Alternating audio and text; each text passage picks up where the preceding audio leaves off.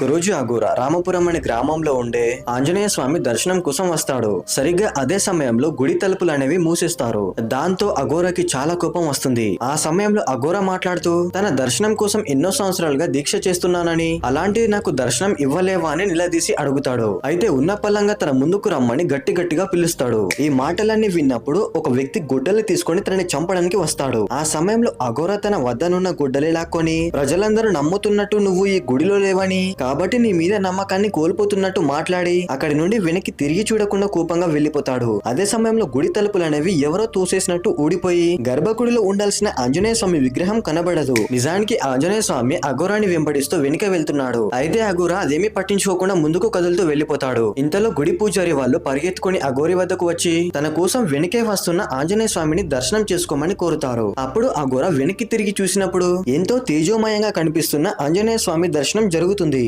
వెంటనే అఘోర అతని కాళ్ళ మీద పడి క్షమాపణలు అడుగుతూ నేనేదో బుద్ధిగడ్డి తిని ఇష్టం వచ్చినట్టు మాట్లాడానని, దానికి తనను క్షమించమని కోరుతాడు. ఆ తర్వాత ఆంజనేయ స్వామి గుడి ఆవరణంలో ఒక శిల విగ్రహం లాగా మారిపోతాడు. వీడియో నచ్చితే లైక్ చేసి మీకు ఎలా అనిపించిందో కమెంట్ చేయండి ఫ్రెండ్స్.